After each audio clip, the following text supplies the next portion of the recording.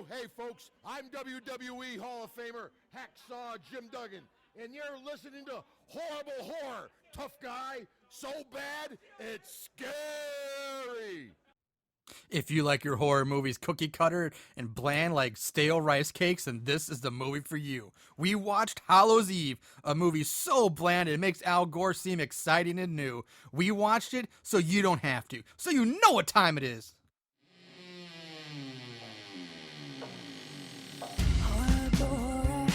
So bad it's scary. Splitting up is never okay. Plot, who needs it? Don't turn on the lights. Cars don't ever start, but that's alright. Running upstairs instead of out the door. Good acting, what do we need that for? Horrible horror, so bad it's scary. Enjoy the show.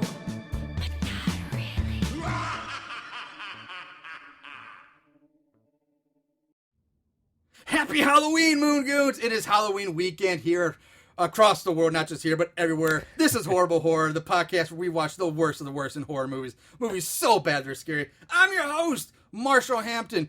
Aaron on Southworth, unfortunately, could not be here today because of a last-minute emergency, which really sucks because this is a big episode, but that's okay because I got not just one, but two guests to sit in today. First, let's introduce Mr. Chris Samples. You know him, you love him. He's back again. Chris, say hello. Hello, hello. And finally, back on the show after a months of trying to get him scheduled and just not working out. Finally, Coffee Doug Jones has come back. Woo! To the Hello, podcast. ladies and gentlemen. I'm sorry. It takes two of us to replace Aaron. Yeah. Yes, that's absolutely true. I miss you guys a lot. Now, what I was saying, what makes this a big show is one, yes, it's the Halloween show. It's our Halloween weekend. But not only that, it just turns out that this also happens to be the 75th episode of Horrible Horror. It's a big Holy cow. 7-5. Wow. Yeah. We Which were I rolling. gotta give you a ton of credit. You and Aaron both, Chris, everybody that's filled in, that's fucking phenomenal. Absolutely. To go 75, and you guys damn near did it in a row. I mean, I know Yeah. you've missed here and there, but Couple that's a weeks, huge, yeah. dude. That's a huge accomplishment. Absolutely, man. I That's try. awesome. Thank you. I try hard. I this is my little passion project. He puts in the work. Put in the work. No shit.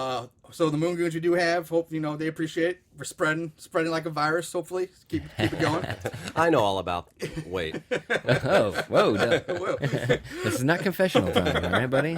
Let's keep it clean. forgive me, Chris, for I have sinned. Speaking of sins, let's talk about this movie because this movie is a sin in God. itself. We did Hallows Eve. It is a Not to be confused with All Hallows. yeah, Eve. not the All Hallows Eve series. This is just Hallows Eve. It was just released on October 14th, 2014. With the apostrophe, I did find Yeah. a Hallows Eve that does not have an apostrophe, but I don't even think it's horror. Yeah. This one has the apostrophe. Right. It's kind of a pain to find this one because there's so many variations of it, and it doesn't come up. Most of your searches are going to show up the All Hallows Eve stuff.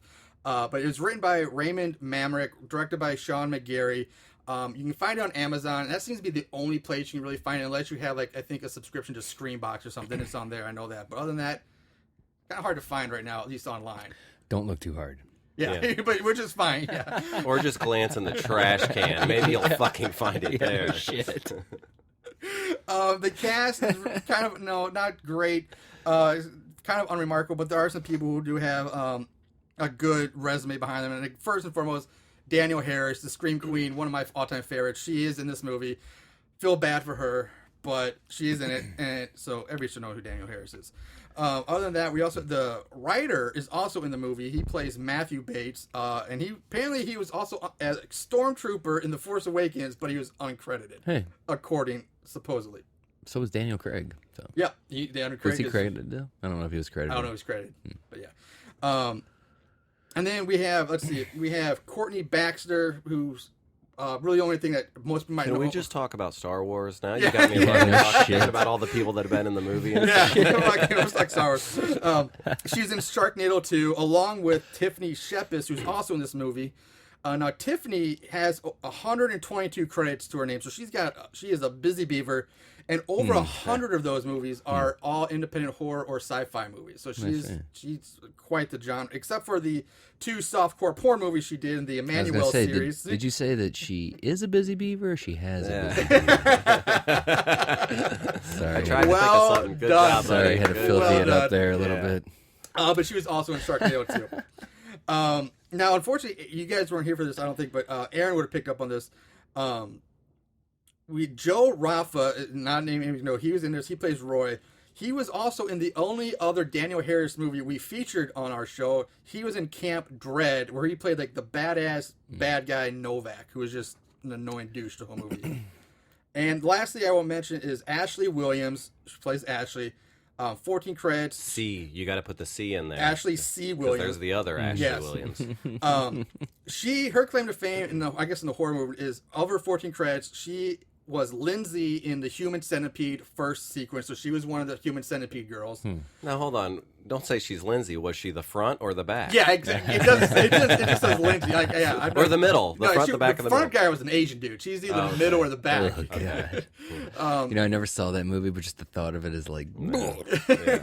I saw the South Park version, and that just made me kind of queasy. That's all you need to see. Yeah, it really is.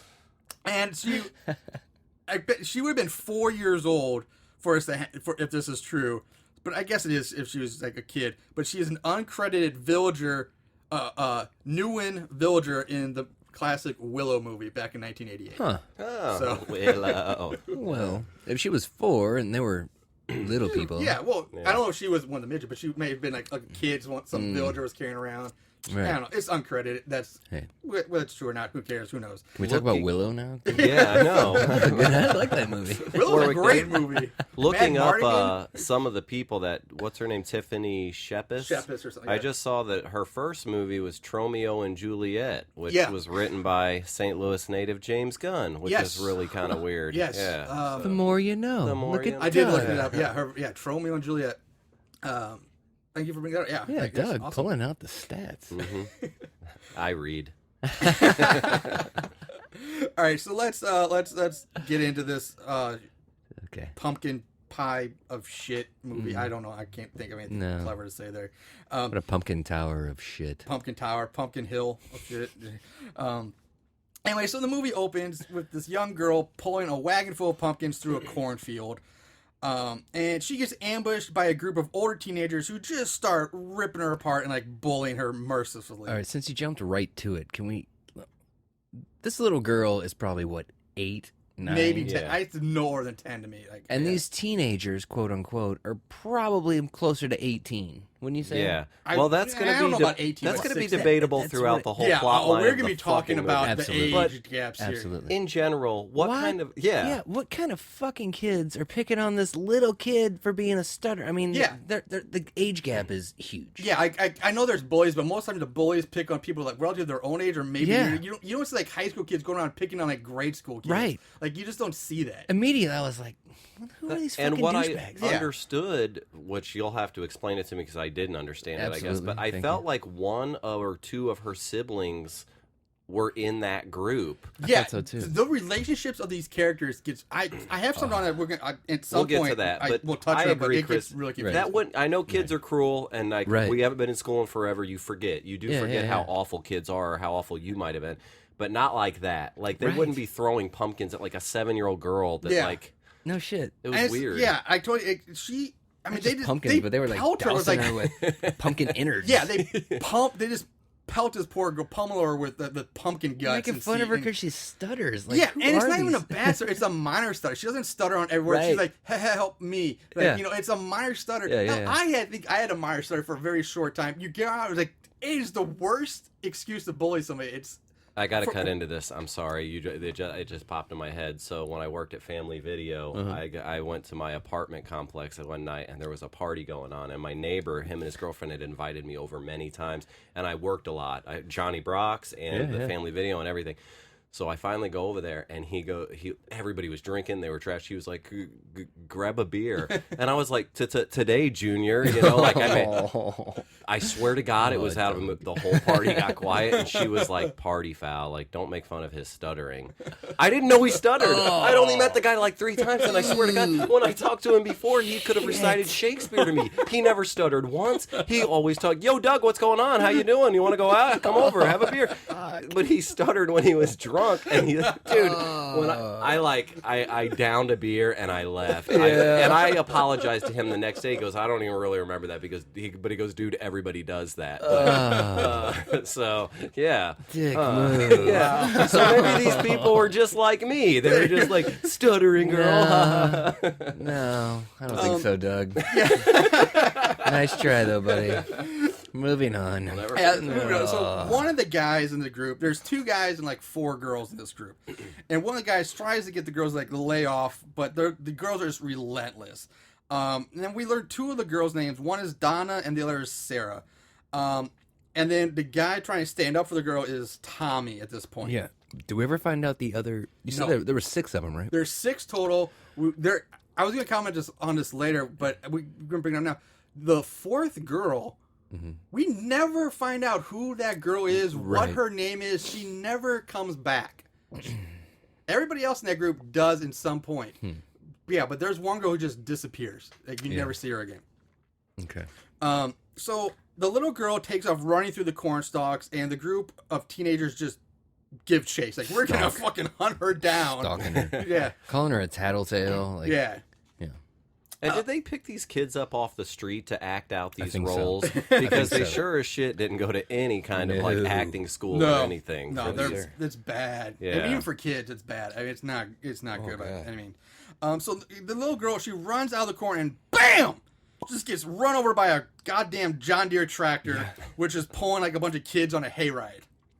And one of the girls in the tractor knows the girl who just got run over, and who we learned her name is Eve. The girl who got hit, her name is Eve. And she leaps out of the tractor trying to help along the driver. And they show Eve underneath the trailer from like the chest up. And the left side of her face is all bloody, but the rest of her is completely fine. And well, she's laying in a pool of blood, though. Pool of blood, which like I guess is supposed to be coming from her face because that's a lot of blood coming from her face. Yeah, I have big issues with all the continuity. So did her face get run over? Is that what they're trying to go with? When we're gonna come back to. But she's laying there like she's dead with her eyes open. Exactly. Thank you. Her eyes, are they even open? Or I thought they were closed. No, I thought your eyes were wide the fuck open. I thought they were closed, but she's like laying there. The driver placed like this porcelain doll on Eve's chest and folds her arms over like she's dead. She's dead. So you think this girl's dead? Well, he says, "Somebody go get help," and you see this one girl running. Yeah, the girl who hopped out of the hayride. Running off down a dirt. One person trail. is running away to get help for this. Well, everybody else just stands there, and looks at him. Even the boys just stand by and watch. I mean, you can tell they feel like, oh shit, we fucked up. It is bad. Do something nice and go fucking get some help. But that's it. So that's not over. It fades to black. Roll the opening credit credit screen, and now it fades in amber. 10 years in the future. 10 years from that. 10 years later. 10 years later, and we're at the Bates Motel haunted attraction, and Danielle Harris hops out of a truck and just starts, unloading it, going about her business. And we cut to the now grown-up Sarah and Tommy dragging some kid in handcuffs out of some building on the property. And, Sarah's yelling at this kid about how stealing is the first thing of becoming a serial killer, which I think is a bit of an exaggeration. So Sarah was one of the kids that was Sarah chasing. was one of the kids, yes. And I know Tommy I didn't catch that. I remembered Tommy. And her I got screaming confused mad. immediately. Yeah. Sarah was one of the bully kids. Okay. And so was Tommy. And so was Tommy. Tommy was one But he was the one defending her. Yes. Eve. Yes, correct. And he's grown to kind of become part of like the local police force. Mm-hmm. He's gonna haul the kid off, but he's stopped by Matthew Bates, who has also grown up and he's taken over the family business now. Mm-hmm. Matt tells Tommy to let the kid go, and he'll work for he'll I'll work for me. He'll wash some dishes or something. We'll fine. I mean, for a second, let's talk about 10 years. Yes. Like these. Oh yeah. Well, this is. It looks like they went from like 18 to like 40. Yeah, I didn't even have him 18. I had like maybe 16-ish, but still, You're right. It's supposed to be 10 years. These kids should be in their mid-20s. Right. And most of them look like they're in their mid to late 30s. Yeah. I mean, And they have kids in their 20s. Yes. Which means these kids, those kids were either had already given birth to their kids when they were bullying this girl, or they just became sluts and got it right after that just got banged up. Got at it. And isn't there even a scene or two where that Tommy, who's now grown up, kind of like says, I only have eyes for you, Eve, like the girl he was tormenting, who by continuity. He was the one sticking up for her, but yeah. But by age-wise, by going by that, it was just all of it's just very, very weird. Yeah, it's very weird and very kind of almost creepy when you start thinking about the age differences here. Inside we have Matt and Daniel Harris going through boxes of shirts that they're going to sell in the gift shop, and to get this box dropped off, it's full of hoodies for the staff, for the workers. But the big joke here is that somebody misspelled the word staff. Staff. Yeah, it's STTAF. Which And somebody even said infection. Infection. Oh God! All right, I was gonna make up like I don't know why they even pay for these. If I got Tim and say they're misspelled, like send them back. Like why do you even take these? But they do. Like all right, whatever. Who misspells staff? That's what he says. It's like okay. And had this end up being like a cult hit horror movie, that's the kind of shirt you would have seen online. Or something, absolutely. But, yeah, Exactly. Yeah, maybe that's what they were hoping for. Yeah, I don't know. So Harris, Shit in one hand, you wish in the other. yeah. So Harris is like, you know what? I'll just give these to my brother's friends. We'll get rid of them somehow. And so we cut to this group of guys driving in a car, and they are getting hyped for the party. And the driver is Rudy, and he is just an unbearable douche nozzle who just curses nonstop. He reminds me of like somebody from the Jersey Shore. Yeah, he kind of. That's what they're trying to emulate him at. Almost Yeah, maybe as, without like, the accent, but man, he's just unbearably Over the top. At some points, it's even like kind of got the accent. Like he's trying to fake the accent. Yeah. He's the most annoying character in this whole movie. Like I hate him so much. Like Stifler in American Pie 3. You just couldn't handle it anymore. It was too much. So, was Danielle Harris a Bates? Yes. So, but then you said her brother Rudy. So how was she connected to Rudy's not the brother. Or she said, I'm going to give these to my brother, these sweatshirts. Which comes up, the brother turns out turns out to be a step brother, which we haven't been introduced yet into the movie. Okay, how does she have a step brother? How is she a Bates? That's never explained. How is she a Bates? Is she she's Matthew and Eve's sister? You don't know. That's my guess. Or a cousin, maybe. Okay, maybe because we don't know. We're Okay, gonna do a whole thing on this. We're just trying to get through it because it's really fucking confusing. Doug keeps throwing us off track. Sadly, he's doing it. It's his fault. So they arrive at the Bates Motel. Rudy, has this really classy and exquisite exchange with Sarah, who's managing to take a booth. Not only does he spit on the window, but then he like walks right up and spits on the window. Yeah, I mean it's just the douchiest asshole. And then Sarah says something about how his mom, like his parents. He's because he was saying like, oh Sarah, if it wasn't for your face, you'd be a hot bitch or something like that. And Sarah says something like, oh, you've never even been in. The only vagina you've ever been in was your mom's when you came out of it 9 months after she got gangbanged by the town or something like that. So. He also says something about the only thing that may make you look better is if you cut your whole head off or something. I'm like, what the fuck is this? Yeah, I mean, this dude's got game, Chris. So I'm kind of guessing then that Sarah, like, what was the dude's name? Rudy? Rudy's parents were somehow. You think that they were some of the other two that were in that group? Know. Rudy's parents. Because why is he getting free passes? Yeah, that's the thing. Like, Rudy is like the odd man out. And again, I'll talk about that when we get to the relationship. Sorry, again, it's throwing Marshall off. I'm just trying to get getting all flustered. Yeah. Rudy, I think, is the odd man out. Though. I think he's just like the friend of everybody. So they keep referencing his parents. Is the only thing. So I guess it's a small town. People going. know. All right, Rudy. So Rudy takes his tickets. He leaves, and again, I don't understand why the douche is getting these tickets in the first place, which we talked about. I don't know. We jump later that night. Rudy and his band of misfit douches pull up along some building and decide, hey, let's become PP Tops all of a sudden. Like, let's just park here and go look through this window. And he spies on this young college-age woman changing clothes. He's joined by the rest of his douchebag, and they watch as the girl in her bra and panties is like starting to get dressed or get ready for the night or whatever. And these asshats act like little kids making faces and like boob grabbing gestures and just like complete juvenile antics here. Well, in their defense, I mean, she does have a sweet ass. She has a very nice body. That is until For a the 13-year-old, right? Or whatever age she's supposed to be. I mean, you don't fucking know. No, man, 10 years, she was at least, she got to be at least 20. All right, come on. She'd at least be 18 by now. So the girl turns around, and then we see that basically the girl looks like the Family Opera. Yeah. I mean, the whole left side of her face is messed up into form. She screams at the sights of the guys, spying on her. The guys freak out. Like, it's the most horrifying thing they've ever seen, this girl's face. And, but, you know, and they scramble away. But, side note, like, this girl is not bad looking at all. Like, she's still a very pretty person with a good body. And even with, like, the makeup and the facial issues, you can still tell, like, okay, she's still a good looking girl. Yeah. Like, it's not that horrendous. You know, she's not like the Elephant Man or something like that or something. Can we also state now, this is the last time that you see Rudy's goons, though? Yeah, it is. Oh, yeah. Yeah, Rudy's, this is the last time you see the goons. That's weird. I didn't notice that till you just said that. Huh. The more you know. The more... yeah, they were so scared off by Eve's face that they've never returned to the movie. Like, fuck this place, we're out. So the guys flee back to the Rudy's SUV, and one of them drops what looks like a motel room key on the ground, that which never comes back. Which I don't understand.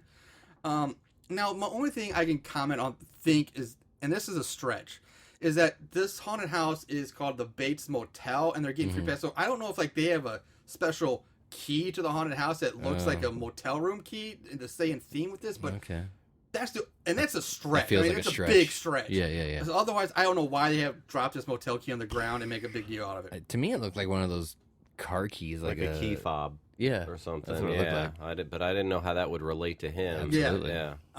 So Daniel Harris, she enters the room, covers the girl up, tries to comfort her, as Matt and Gene, who's like another worker who works at this place, they come in as well. See, I figured who'd you say Daniel Harris's character was or whatever? Daniel Harris plays Nicole Bates. Nicole. I just card. See, she seemed to be like Matt's girlfriend or whatever. See, I thought maybe they were married. Yeah, like, I don't think maybe they're that's how she got the married. Bates. Yeah, that's one possibility. That could I be. thought maybe sister or daughter or something, because Matt looks quite a bit older than everybody else. That's what I'm saying. So anyway, Okay. we find out that the girl with the best of face is the now grown up Eve, and it turns out she obviously didn't die from getting run over by the tractor. Which at this point I am confused, because the girl who when we see her, she's lying underneath the tractor, and we only see her from like the chest up. And so now as a college girl, she has a nearly flawless body, but her face is fucked up, even though she doesn't get hit in the face. Yeah. And like, we never understand really how does her face get so fucked up. Like, I get you get hit by a tractor or something, but I would think that if you get your body run over, your body would be mangled or messed up. Like, Well, maybe the tractor sat high enough to where it blasted her in the face. She fell down and didn't actually run over her. It just kind of. But she's clearly been run over because she's like underneath the trailer. I'm with you. Yeah, okay. I'm with you. It makes zero sense as why this girl's face is jacked up from being run over by a trailer. Yeah. It absolutely. Unless her face. Again, is, I thought she was know. dead, Yeah. and I figured we found out her name was Eve. I thought she was going to be some spirit coming back, getting revenge. I thought that's how the movie was going to go. That's what I thought it was going to be too. Okay, this kid dies, somebody's going to take revenge for. So when death they of this kid. say that, and not only that, but she's like crying hysterically. Yes. Like annoyingly hysterically because 3 boys were peeping on her. And they saw my face and were scared. I'm like, So that's the other thing I was going to ask. So are we to believe, and maybe this even exists in the real world, I don't know, but like, so she has a facial prosthetic? or she's forever? She dropped something. She drops like a porcelain, like Phantom of the Opera mask, almost like a little half face mask. It breaks. But yeah, and Daniel Harris even mentions there that the doctor is supposed to be coming soon to give her like a new one. I guess she's getting a new one. Right. But the doctor can't make it, so she has to wear bandages. It was supposed to be porcelain? Because it looked like rubber when she dropped it. No, I'm not saying it's porcelain. But I mean, it I'm kind of looked like... She has a porcelain doll, and it just seemed like... All right, everybody out there, honestly, this movie This is how confusing this movie is right now. We don't even know what the fuck is going on. It's some kind of like half family opera mask that she wears on half of her face. Good lord. So anyway, Matt and Gene are outside. They're joined by Sarah and Tommy. And, they're like, oh, this happened, blah, blah, blah. It doesn't fucking matter. Back inside, Harris is still trying to calm Eve down. And, again, like, she... Okay, we just talked about all this. Fuck, I'm skipping down. Fade away into... Now we just fade away into, like, this bathroom where this woman is taking a bath and masturbating. Mm-hmm. And she's interrupted by the phone ringing, which she gets up to go answer. Mm-hmm. And all we get from the phone... Really, all you get from the phone conversation is just, yeah, I'm going to be there. And that's it. So, like, okay, she's going somewhere. Do you ever see this girl again? Yeah, you see her again. Okay. Yeah, a few things. One, the home phone always still kills me because it just really does not exist Especially anymore. in It's very 2014. rare. Like, Very few it's people have a very rare. landline. Yeah. And two, if she's in the middle of doing what she was doing, well. she's going to give a shit less about that phone. She's not going to get up. That was my immediate thought, and the other Doug. thing It's for like, people who- first of all, I'm in the bathtub. Even if I wasn't diddling Yeah. myself, I'm not getting up out of the tub to answer the fucking phone. Again, Yeah. plus the fact that, okay, like you said, for the fact that very few people have landlines now, but the people who do, they're kind of a fucking answering machine. Yeah. Like, let the answering machine pick up the Right. phone. You don't need to get out of the tub for that. Yeah. Like, yeah, the whole thing is, Gratuitous nudity. yeah. They just needed it. It wasn't even... So we cut away to another woman. This is Ashley. She's lounging around in a shirt and panties while just smoking weed. And a male friend of hers enters and hands her an envelope, which I assume is like basically more free tickets to the Bates Motel. Mm-hmm. And she tries to seduce this guy who says, I'm with Katie or Kate or whatever, but does not stop very hard from her taking off his pants. He's like, he doesn't even put up a fight really. No. Would you? Marshall, would you? Hey, if you're with somebody, you need to, you can't be a cheater. You can't do that stuff. I agree. Cheaters never win, Marshall. That's right. Only if you get caught. No, that's wrong. Moving on. Moving on. Yeah. So, now we jump to these two sisters bickering over a guy while getting dressed to go out. And the bickering just gets preheated and almost turns into a full-out fight, but it's cut off by another phone call. Let them know that their free passes are ready. And the acting is Oscar worthy. Oh, in it's this scene. amazing. Like, this is the best acting of the whole movie. Those two. We go back to Ashley. The guy leaves. He's left. And the guy turns out to be Joe, who is the guy the sisters were fighting about. So after Joe leaves, Ashley hears banging and thumping sounds. And like, okay, but nothing comes from it. No. There's not even a jump scare comes with this. It's just bang, bang, thump, thump. There is like a slight jump scare when she's laying on the bed smoking that joint. Yeah, but you just hear a bang noise. Like, You hear the first bang, you get kind of a jump scare, but then after that... But I'm saying, yeah, but there's no it's not like the cat Oh, I leaps know. I mean, out someone or jumps like, out. or, Yeah, okay, or I the see what you're neighbor saying. comes I see knocking. what you're It's just me, It's just Yeah, you're right. just noises Nothing. for nothing happens. And the casting choice of Joe struck me as like when a movie tries to cast somebody that's way too old to play that young. Like if he's playing the role of the teenager, he's got the receding hairline. Now I'm a bald guy, so I can talk about this. But really, he looked like he was in his mid-30s. Yeah. Yeah. To me, trying to play a 22-year-old. Yeah, is yeah, really- Oh, easily, yeah. Absolutely. I totally agree. Yeah, whoever did the casting, which Did we not- kind of alluded yeah. to, Yeah. needs to be fired. How the fuck did they get like Never. Danielle Harris and Tiffany Shepis and like big Yeah, horror? How did they get them? Yeah, to be in this, I totally agree with you. I'm dumbfounded by that. So speaking of Harris, we go back to her and Eve, and Harris is telling Eve that the doctor can't make it, so like we mentioned, like you have to wear the bandages for the weekend. Matt re-enters saying that it was the Rudy kid that was peeping. I mean, how he knows this, I have no fucking clue because nobody sees Rudy in the window except Eve, Right. and she doesn't say, "Oh, it was Rudy." Matt just goes outside, looks around, is like, "Oh, it was Rudy." She doesn't say it was No, Rudy. she doesn't say that. No, that's No. what I'm saying. Yeah. She doesn't say anything, but Matt just because somehow of that knows. thing on the ground.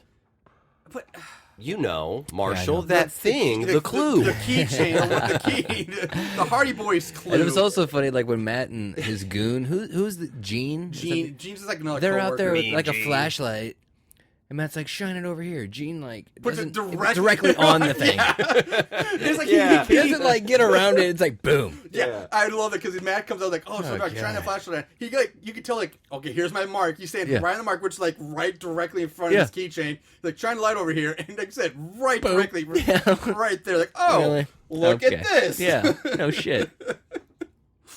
So, anyway, blah blah blah. Matt, fuck it, I'm just moving on. Nothing else.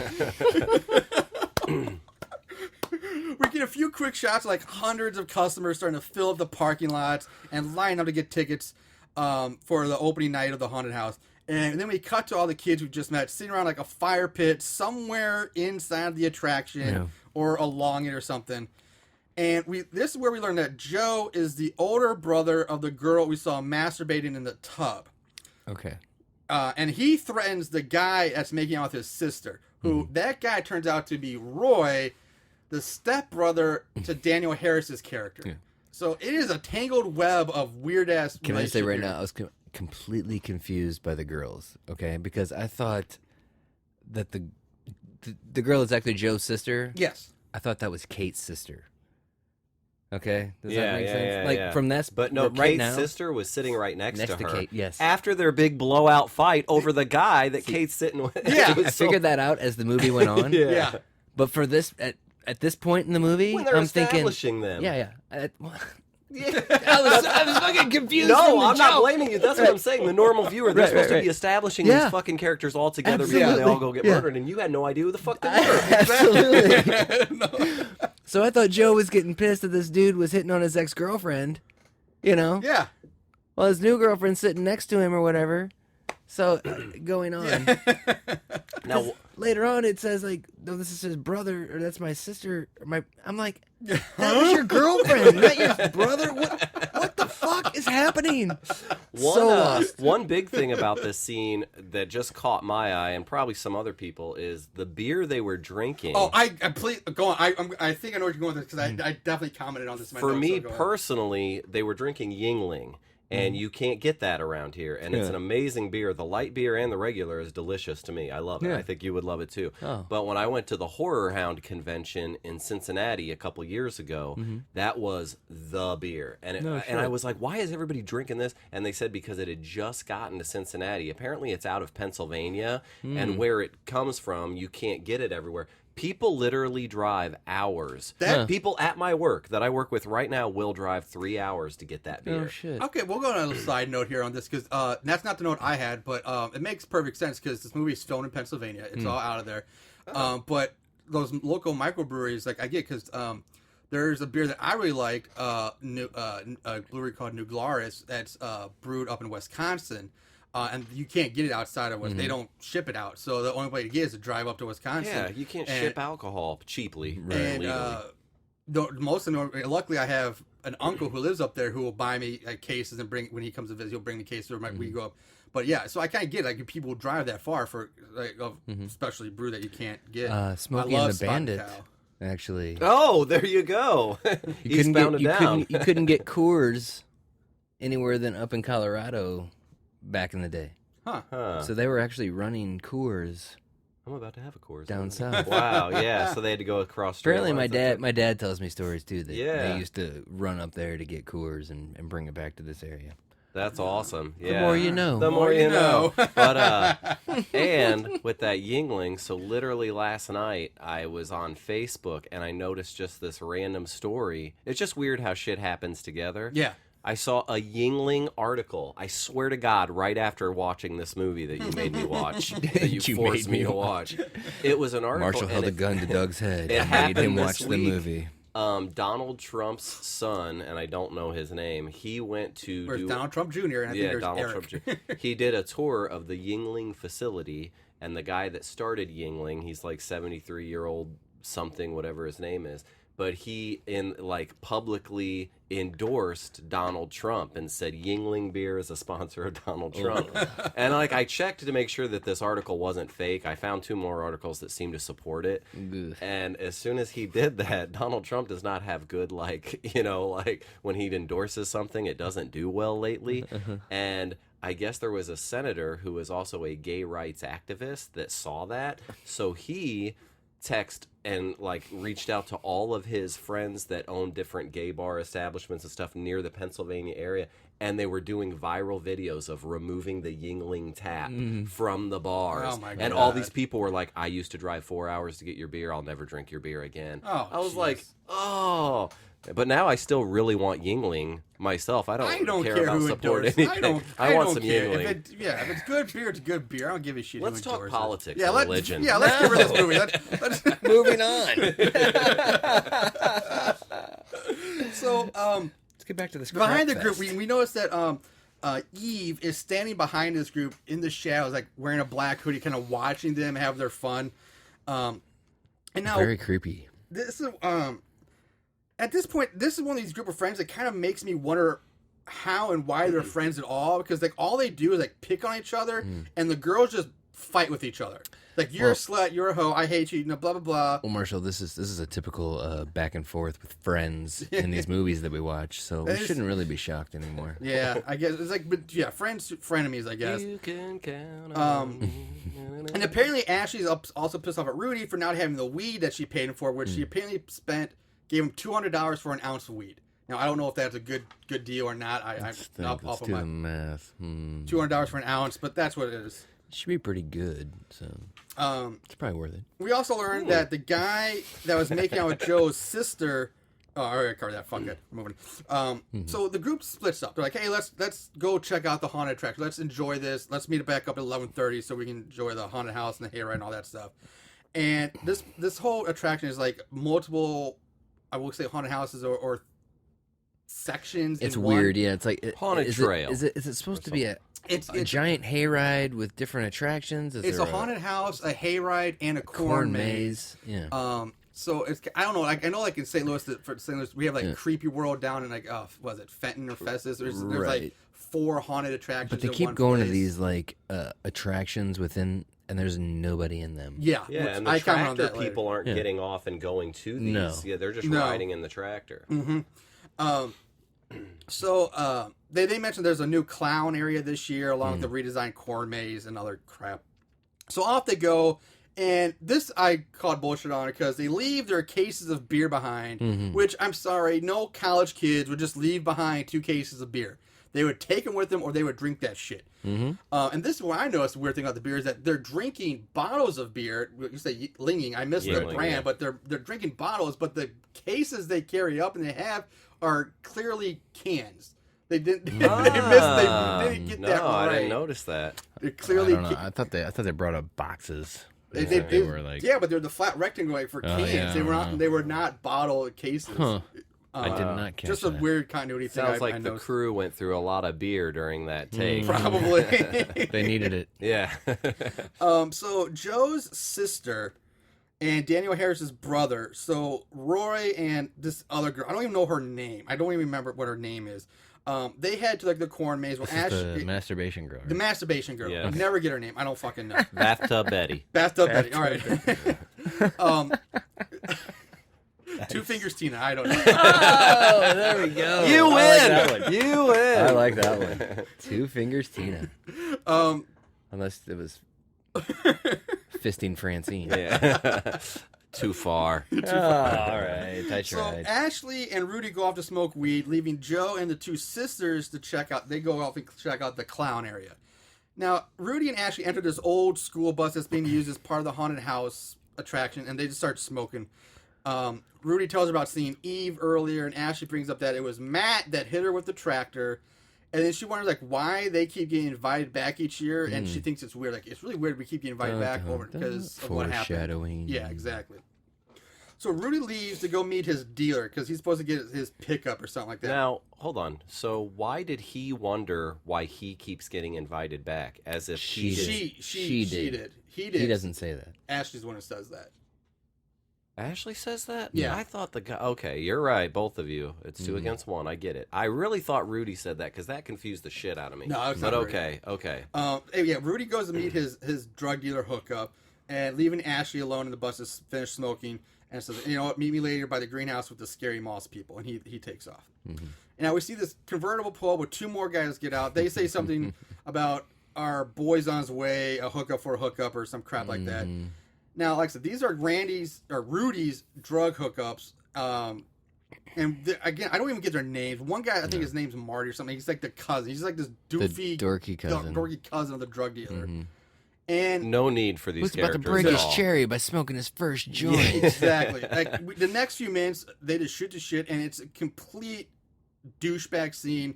It goes on too long, and It's kind of funny though it's because just they're waste. the drug dealer and his cousin Marty are hiding in this scene or whatever. Yeah, and just it a says- scene along the. It says Aber Zombie and Twitch. Yeah, which is Oh, I thought was I- kind of. yeah. I mean, it's for a hundred. I get You it. know, It's and, clever. and they're in there all like posed, They're and then acting Rudy like shows mannequins. up and they scare him. Yeah. and then it's horrible to listen to. The acting is fucking shit. In this Yeah, movie. It's really bad. It's really bad acting, and plus with Rudy and the drug dealer, it's just like every other word is a curse fuck, word. yeah. It's fuck, shit, motherfucker. It's Yeah, like Jesus, Jeez, enough. dude. Um, And as much as we cuss, yeah, but it's annoying. it is annoying. And earlier, you mentioned this. Didn't you say, was this the guy that reminded you of like Jersey Shore type? Yeah. Okay.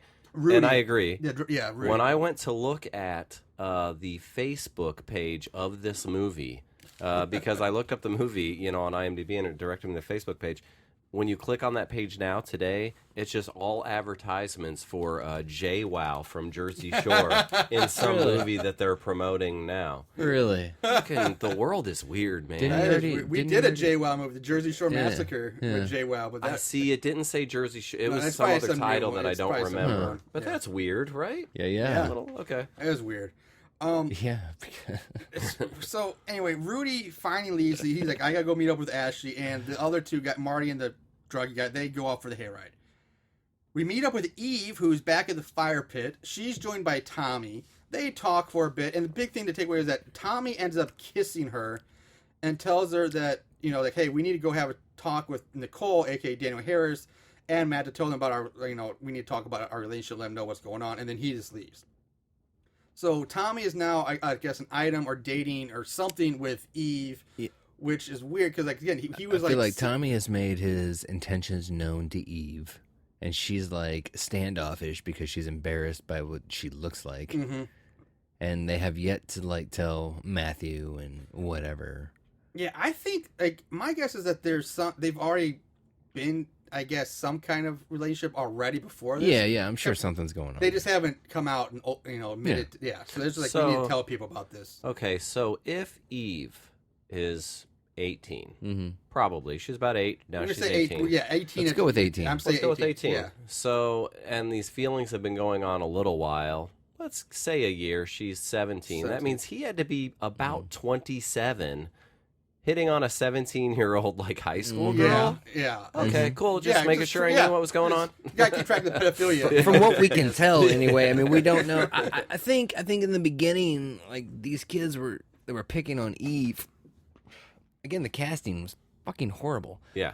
Because why wouldn't it? It seems like you would have made Eve a little older, Or the bully's a little younger. at least put Eve in the same age bracket as the bullies. Yeah. Because obviously they were not. They were not. No, I mean, they're So several years apart. Like, some are great. I mean, it's a So huge from the gap. beginning of this movie, it was flawed. Yeah, totally correct. And I love how everybody watches special features on Blu-rays with like people like Steven Spielberg or even Kevin Smith or whatever. I want to see this director, like this guy. I want to see him talk Explain. about making the Hey, if movie. anybody out there knows how to get a hold of this director, A writer is can Marshall. we Are the can writer we have director? a chat, Yeah. please? Are the writer director the same guy? No, Okay, it was okay. written by Raymond Mamrick, who is the guy who plays Matt. So Right. and then it was directed by Sean McGarry. Okay. So if we can we gotta get a hold of those Let's guys. get both of Yeah. them. Both of them. It's like, Let's what figure out hell what the fuck happened? was going on here because we Explain need to this have a to us. chat, my friend. Good lord. So yeah, Tommy leaves Eve alone, and we go back to Joe's sister and Roy, and they exit the corn maze, and they just find a spot, and they immediately start like heavily making out. And Joe and the sisters exit the clown area, which happens to be right there, coincidentally. Yeah. Seeing this, Joe just freaks out. freaks the fuck out and starts beating the crap out of Roy. Get your 2 fingers out of my sister. Yeah, I was gonna say. First of all, we're thinking 2 finger Tina. Fistine Francine.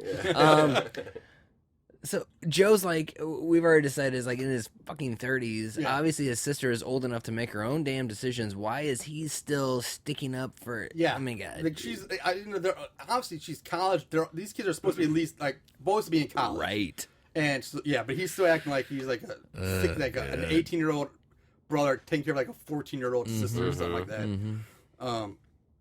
So anyway, Matt comes in, breaks it up. He radios Harris to tell her what happened, and Matt says, "Oh, it's, this is where I learned that it's a stepbrother." The Harris, because it's your stepbrother. That's where he says this about Roy.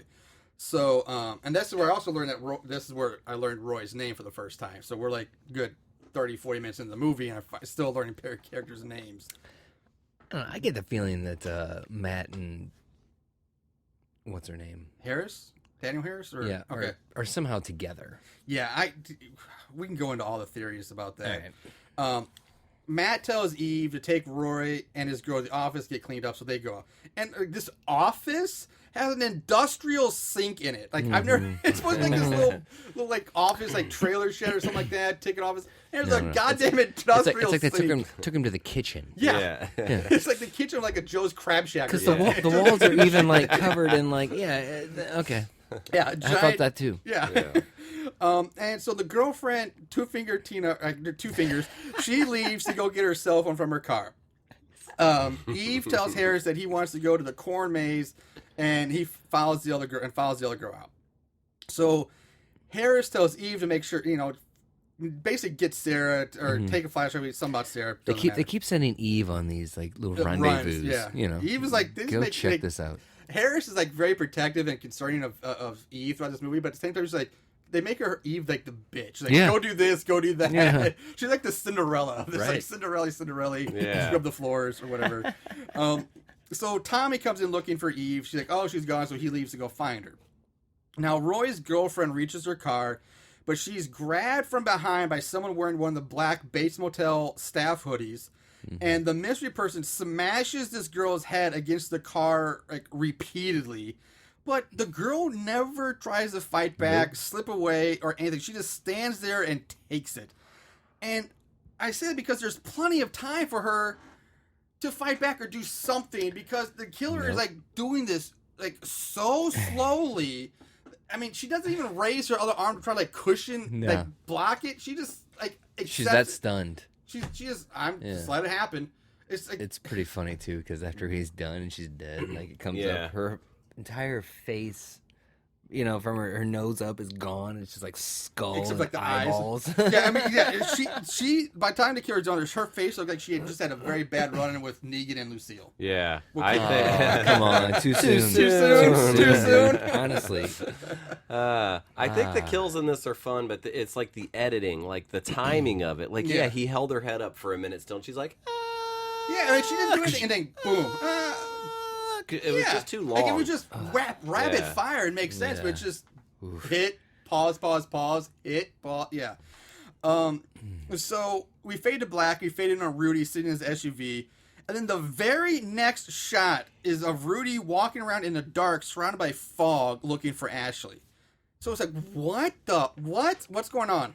And he comes across 3 quote-unquote witches chanting a spell while sitting in a circle around a hookah. you see him sitting in his SUV, and then suddenly... That's what I'm saying. I'm sorry. He's in the very next shot. It's just him You threw me walking in the off. You fog. threw me off pace with the Negan thing. Oh, I'm sorry.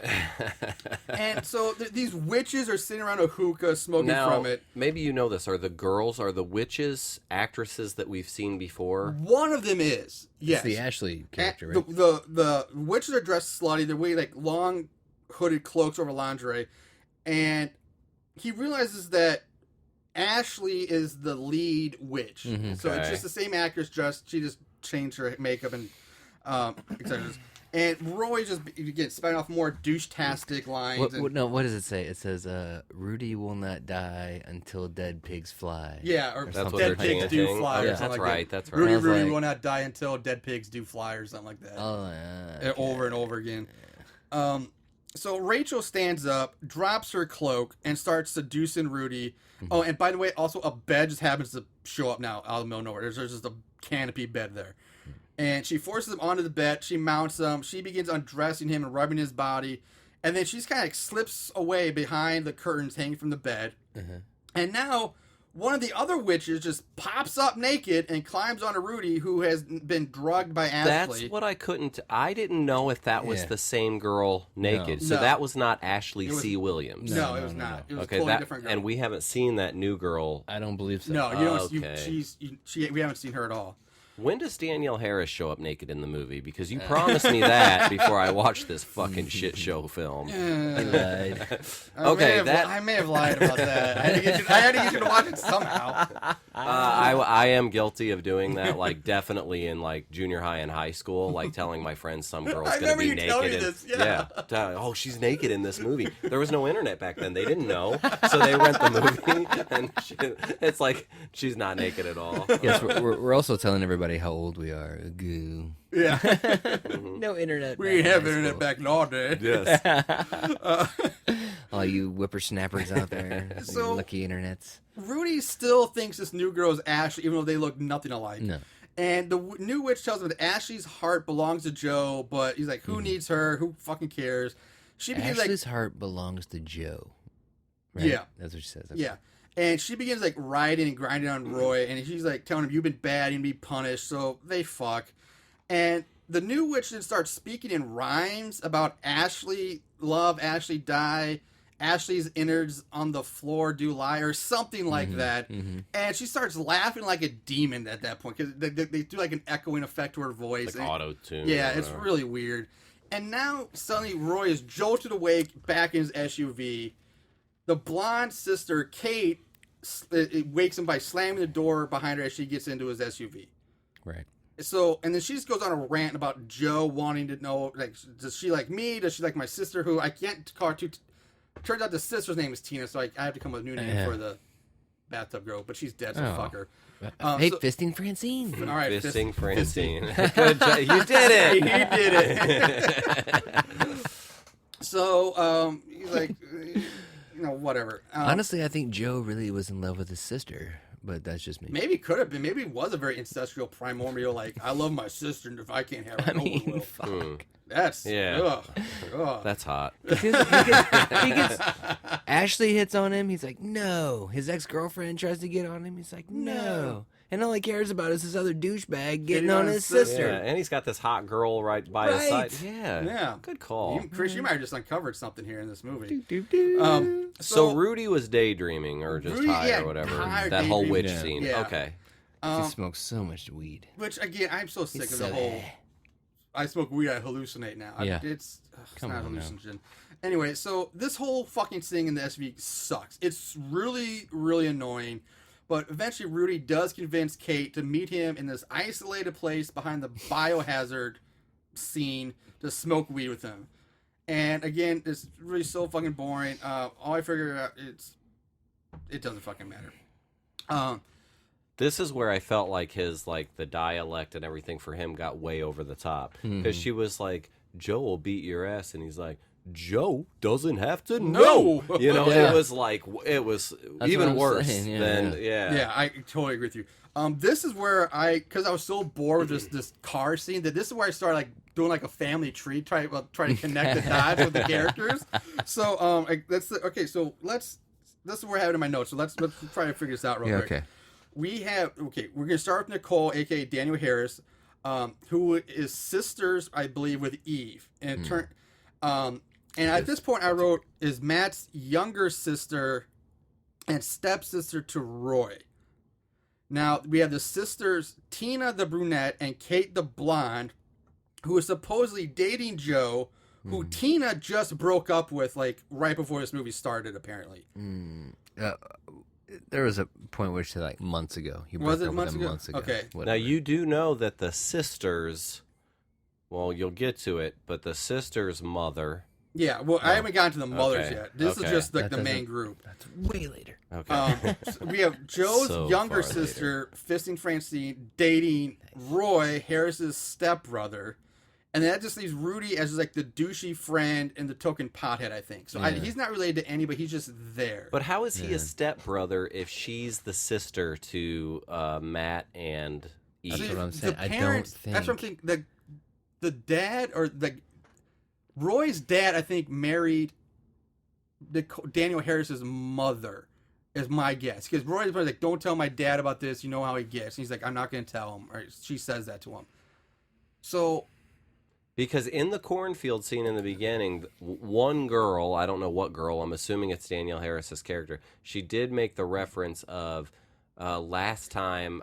No, Danielle Harris's character is the one that jumped off the wagon. Yeah, and she took off running to get help. That that just fucks everything up. No, that was Danielle Harris. Because some girl in the cornfield was like, last time she told, and I even thought she said something about getting grounded or in trouble, and I was like... It was a dude that said that. Oh, it was a dude? Yeah. The last time you told on me, I got grounded. Isn't that that guy that said that? I think, that was, I want to say... One of the So I would have assumed that's by the same parent, but I guess not. No. The one guy who we don't even know. Yeah, there's the other guy who we don't even know who he is. We know Tommy was one of the other guys. The other guy, he never shows up again. He's grounded for life. That's what I'm saying. I think that tractor. dude and one of the other chicks is probably Rudy's parents. But we never heard. We Because never learned anything about Rudy's the parents. Sarah chick talks about how her, and then Matthew interacts with Rudy in the store. Matt says something about Rudy's parents, but how they're drinking, smoking all the time. You're just going down the same line or something. Yeah, it's so fucking vague. Yeah, this it's fucking so movie vague. sucks. It's a small I'm town. sorry, It does. God It's damn. so goddamn confusing. So infuriating. And so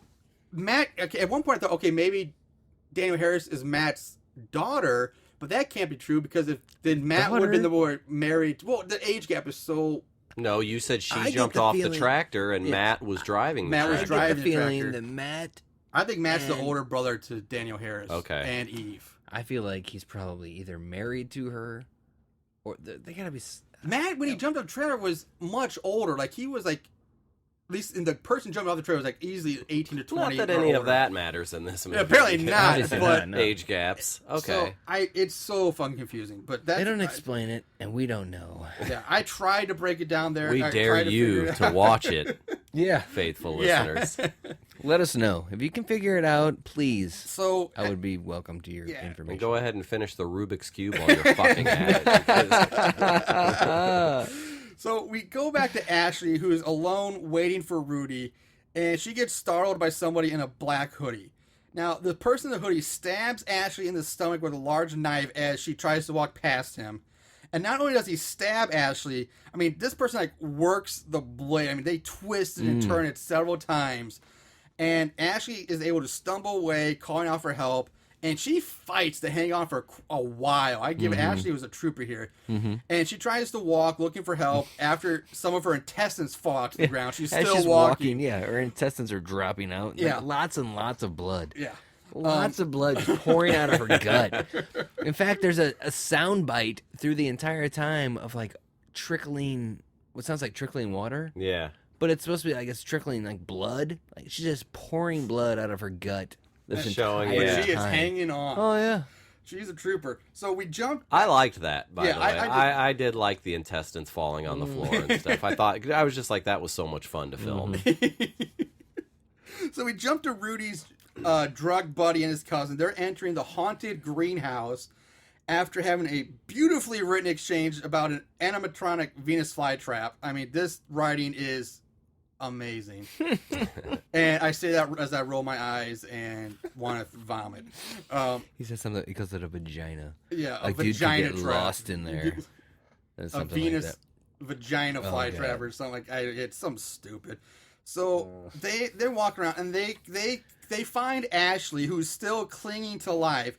But of course, these retards think it's just one of the haunted house workers. They even kick her to the ground and watch as the killer in the hoodie drags her away. Well, because she reaches up and touches the cousin, But yeah, his pants. who, by the way, smoked one hit off of a joint and is just completely wasted. Yeah, one toke, and he's like just balls to the Virgin wall lungs. gone. Is what it said at that. Oh, God. Now- Shut the fuck up. One of the scariest parts for me in a haunted house is that this scene wasn't done well, But it is that thing where I'm like, I could get a job at a haunted house, and you don't know if I'm a serial killer. And if I walked up and stabbed somebody, like that, maybe not be in a big group, the next group would never know that that's real or fake. They really wouldn't. Right. Well, that's you know what? You should watch a little movie called Scare Zone, which does almost exactly that, which Chris and I reviewed about a year ago. This time, it was our Halloween episode last year.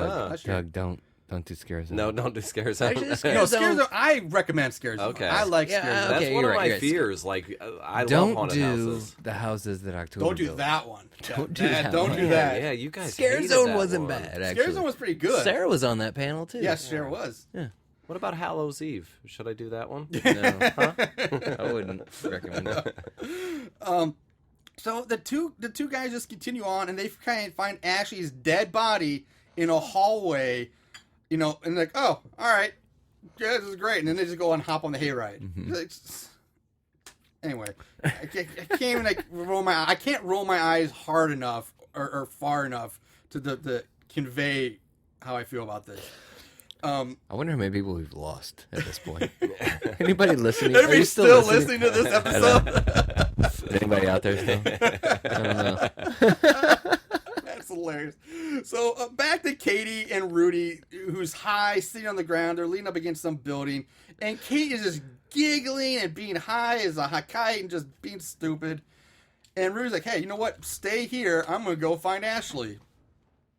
So as soon as Rudy leaves, the killer in the hoodie walks up to Kate, grabs her, yanks her up, and the killer slams her against the wall, and a broken pipe impales her through her stomach. I did think it was weird that they didn't show the pipe, or maybe I missed it. No, before the kill? Before the kill. Exactly. Which I'm actually kind of okay with, but like, because when he slammed her into the wall, I was like, what the fuck did that just do? And then I saw the pipe, I'm like, okay, classic kill. But don't you think it was weird they didn't foreshadow? No, I totally agree with you. Like, they never show the pipe before the kill. Like, oh, there's danger here. It just, I thought the same thing. Oh, he slammed her against the wall. What the fuck, Yeah. And then there's the pipe sticking out of her. So, you see the killer pick up her bloody cell phone and leave. So This killer is pretty efficient, though, in how he kills. Yeah. Did you see that pipe hanging out of the wall? No, that's what we were. before- Yeah, oh, no, sorry. we. Sorry, I had to saw go it. replenish our beer supply because Yeah, good Chris Lord. is a champ. He went to get our beers for us. So now the hayride tractor drives past Kate's body, and then of course Marty, the drug guy, are like, they just cheer like, oh, look at that! It's it's so cool. Again, thinking it's Now, fake. we kind of glossed over them getting on the tractor in the first place. Yeah, because So- some of it's like with them, I do gloss No, over. but Yeah, this was okay on a tractor thing like that. Right, A there's- family there's environment. kids on it. Yeah. you There's wouldn't. everything. Perfect example. I ran into my buddy Chris just a few weeks ago at a fall farm festival. Sure did. At a pumpkin patch. That's Yeah. a true story. We always meet up during like Halloween oriented things, which I really like. That's great. But it was a bunch of families and stuff. I didn't jump on that. I wasn't getting wasted or like, smoking a bunch of weed. But in this thing, those guys get on that tractor. That doesn't even look like fun for those guys. No, You they're the know- type of guys that were like this looks like this. And they is were lame, looking man. forward This to is it. gay. This is Like they were stupid. looking forward to it. These characters were useless. Yeah, they they had really to were. force scenes for them. Yeah, Yeah. I The only thing I could see is like you. go ahead. Well, when Ashley's like crawling through, like they showed up there and like they're wasted, so they wouldn't understand. Oh yeah, it's just But part that of the could have thing. been Rudy or anybody. Could have been Well, that anybody. could have been. Well, no, because if Rudy saw Ashley, Oh, He was trying to fuck her, Good you know. call. No, but good what they call. could have done is, You're I right. commented on this later in my notes, but I'll cover now. Is like earlier, like I said, we see like hundreds of people lining up to go inside, but then Right. throughout the rest of the movie, there's nobody in this haunted house. They could have just had random customers walking through, find Ashley, and did not have these druggy and Scare Marty. Zone is like coming back to me now. Yeah, it's Yeah. Scare Zone did it so much better. Yeah. It's just like, you could have little kids walking by her and she's like in torment and Yeah. like dying and nobody will help her. Exactly. What they didn't. You're That's right. exactly what Scare Zone. I Scare need to Zone did watch so this. much Totally better. blocked that movie out. I feel I didn't Even not though I only watch enjoyed that it, one. I Don't missed no, that podcast. that's a I good need one. to see it. Scare Zone is a good one. So, yeah, I lost my place in my notes, but fuck it. Oh, the guys. They were on the yeah, wagon. Who cares? So we jump to Joe and Tina, and they're in some part of the haunted house looking for Kate. And now Tina tries to seduce Joe again. She starts kissing him. Yeah. And Joe, at This this is point, the is other like, sister. This is the Right. sister That was his girlfriend back in the day. Yes. And Joe at this point pretty much says, "Fuck my current girlfriend," and he starts going at making out with his ex-girlfriend, and which is his So girlfriend's sister. Joe does nothing through this movie but get pussy thrown at him. Yeah, he is a pussy hound. Yeah. Magnet. He's just like it, just throwing it. At him. And he waits till he gets almost there to Yeah. tell her, I can't do this because of Kate. Yes, but he doesn't even stop that. The only reason he stops and says, "I can't do this, Kate," is because he stops when Tina mentions that Kate is with another guy. That got called by another guy. Yeah. That got called by that like creepy guy. Right. He was like, and some guy's calling her. he's like, some "What? creepy- Another guy?" And that's when he's like, "Whoa, I gotta get out. Fuck this. I gotta go." Yeah. If he didn't even say that, he would have totally Probably fucked boned his her. sister. He would have Probably. blown his sister. What I've learned is that if you're in your mid-30s and you go to a haunted house environment, you can hook up with 20-year-olds, no problem. Apparently. It's like, that's what I've learned. So, The more you know. again, these are just awful sisters to each other. I mean, Oh, the God. sister is trying to steal her sister's boyfriend, which is his First of ex-girlfriend. all, It's why fucking would weird. why would a sister? I don't know. I'm not a girl, so I Yeah, can't. they're just those are shitty sisters. So Joe leaves Tina alone to go find Kate, Sister. and Kate pulls out like a joint from her sock or something, and is about to light it when the killer in the hoodie enters. She thinks it's Joe coming back for her, even though she's looking directly at this guy's, the killer girl, whoever, the person's face in a well-lit room. Well, it's probably a hooded. The hood's up. I mean, you could still. It's not like. Well, any other time we seen the killer it's like that or something over the face. Why she would think it was Joe is beyond me. Yeah, it's like so. But She here, comes back with a hood on and like a black face. Oh, It's yeah, like, you know, Joe. the CW show Arrow. He wears that fucking hood and he's just supposed to like put his head down and he does have a little mask. yeah, though, but anytime still. you wear a hood, people know it's you. Yeah. Like, and they know it's you. Like, you can't. I'm going to try that tonight. I'm yeah, going to just walk around the town. hood like you don't know who I am. With just the hood up. So the killer grabs Tina and by the neck and pins her on top of this bed and kills her by taking a power drill and drilling into her left eye. And Oh, yeah, I like this. yeah, and we even like when he removes the drill, we see like the eyeball spinning Yeah, I around still- on the yeah, connected drill the bit. drill bit. Now, let me ask you. You guys have seen a ton of horror movies. Have you ever seen that before where they pulled the eye out? Yeah. Yeah. Like Slumber Party Massacre, maybe, or something? And we just did one with Dahmer versus Gacy. He had a Oh. drill to the top of the head. Uh-huh. And then I want to say there was no. So when they pulled it out, there was stuff on it, I guess. No, not that one. That was No, just see, I'm No, not saying I the can't say- drill. yeah, I've I seen the can't- drill a million times. Yeah. That was where Actually, I he can't pulled out say. the drill and a whole eyeball Oh, it's was still moving on. around. It's I was still like, spinning around it? I don't But think in our I've seen defense, that. Slumber Party Massacre, the drill bit was like an inch. Yeah, it was Okay. like So it would have giant. destroyed the eye. I thought that was a good. No, I thought good, that's probably you my, know. my favorite effect. Is special like the little effects. the Yeah. eyeball. I even the brought a drill drill bit. in with the bit and everything. Oh, yeah, Really? we did that. To Yeah, test it out I today. had a little prop. You know. So we get more shots of the hayride, and the drug guy causing problems with the other customers on it. And we go back to Rudy, who's in the gift shop. Yeah, this place has like a gift shop and like a farmer's market too, where there's like fresh produce on the walls and like potato chips and like all. It's what does I don't. Yeah, This place potato is chips. crazy. Giant bags of Giant potato bags chips. of potato chips. Not even like little personal size. No, it's no. full on size. party size family pack. And Rudy's like, tells them that they were smoking together at the biohazard scene. Joe gets super pissed, threatens Rudy, and then he rushes out to find Kate. At this point, Matt and Harris enter. Matt confronts Rudy about being on drugs. Says that this is where you, like you said, he's just like your parents. Yeah. Having total disregard for anyone else. But that's So that's Rudy's what's parents left. have to be part of the crew that was in that original scene from the jump. Have to be. Maybe, I guess. But They never again, they never we don't- say that, but That's what never I said, and think. we never know. So Harris diffuses the situation. She gets Matt to leave and tells Rudy why Matt's upset. She tells him that he's upset about Eve's accident and that For 10 years. Rudy's and his friends' parents weren't nice to Eve. So I guess Rudy's parents were involved somehow, but we don't know who they were. Right. We don't know who. I'm telling you, Rudy's dad has to be the guy. That think was he's the other bitching- guy? He was bitching about last time she told on me. I got grounded. I guess for- he'd have to be the guy He'd or have that to- girl or that fourth I girl. just who don't we understand why never they seen. couldn't simply bring that back around. Yeah, it could have been oversight in the writing or. who Now, did knows. every phone get taken? They do show multiple phones get taken. Yeah, did- which yeah. never comes around to anything. Well, anyway. No, does. it does. come around. It does yeah. come around. We're Maybe I coming. missed it. Sorry. So Harris gives him a little bit of a guilt trip, but sends, How could you miss that? Sends him on his way. in this movie. How can you miss anything? I don't know. There's a lot going on. as Harris leaves, the camera zooms in on Gene, who's wearing a black hoodie, and then for some reason starts having like weird facial twitches, like he's like having like a seizure or something. It was like the red herring, right? Yeah, I mean, it's isn't like that the one the you were just complete red herring the whole time. Yeah. Yeah. He kind of reminded me of the guy from. Fuck. Go ahead. Okay. Just go on. It goes It'll to come blackout, and now we go to Sarah, who enters one of the barns. She gets locked inside. The barn's pitch black. She tries to use her cell phone as light, and Sarah, not being amused by this at all, she's ranting about how, whoever you are, stop this. I'm, bitching. Like, I do everyone's job. I'm doing it at work here, blah, blah, blah. She trips over what she thinks is one of the dummies that she says not supposed to be in here. But then she sees the blood on it. And this is when she's hit over the head by something. But she stands up saying how much she hates Halloween, that no one ever hits the Easter bunny over the head. And then she just walks away. Okay, so Sarah was one of the original people. Yes. Right.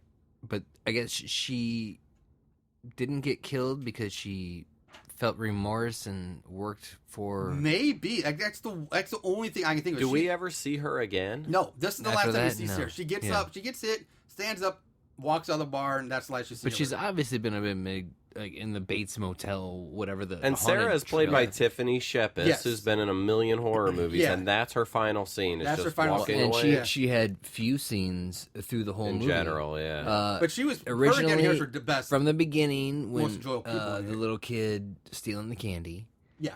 the ticket booth, Yeah, ticket booth. and this. I can't. There may have been one other. She had like little some very small, tidbit. like she'd run and say like, go get Sarah. She'll run like, what's going on? This I'm like, okay, I'll be here. And She she'll had run no again. real main part in this. No, movie. she didn't. Yeah. Really. Okay. But she was one of the best actresses in this. Like her scene, Oh, yeah. she was by far, her and Danny were by far the best people in here. Absolutely, but So- she's obviously 40. Yeah, she's definitely in her mid to late 30s. I don't know. So after she leaves the barn, we get shots of Joe looking for Kate and Rudy looking for Ashley. And Rudy has apparently forgotten how to walk now because he's tripping over everything in the greenhouse. Like just every step he takes. Stand. And I commented on this fact earlier that it shows the parking lot full of cars. Okay, you know what? I already commented this, but as a comment on like how there's nobody walking through this Nobody. haunted house. Absolutely No. nobody. Which is ridiculous. I mean, I get like the hayride had a few people on it, but there's a haunted house and a corn maze that nobody is in at all. Are you about to get to the bag of chips? We can talk about the bag of chips because I glanced over because I didn't. Okay, so he buys the bag of chips in the store. Yeah. And then when he gets to the greenhouse, he opens them, sets them down, and suddenly there's a ton of blood pouring chip. directly Bloody into the chips. bag Yeah. of the chips. Where is this blood? I'm coming guessing from? it's supposed to be like Ashley's blood because we did see her in the greenhouse earlier after she got stabbed up. Right. So I'm guessing that's the only thing is that her blood was still on like Is on, like she suspended from? no like like I said the only thing is like she brushed up against I something understand, and but- Explain but it, Marshall. It's a lot. But there's a a lot lot of of blood. Yeah.